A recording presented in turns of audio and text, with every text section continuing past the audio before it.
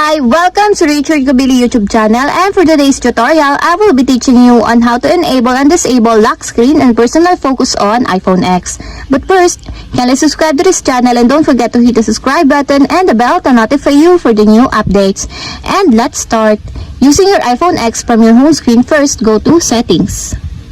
Then in the settings, scroll down and click the Focus. Then in the Focus, choose the Personal. Then in the personal focus, go to customize screens, then choose this one. Then after that, scroll down and go to your lock screens. And after that, if you want to enable your lock screens, just put a check mark on the lock screens that you want. And if you want to disable, just remove the check mark on the small circle. And if you're done, just click done, located on the upper corner of the screen.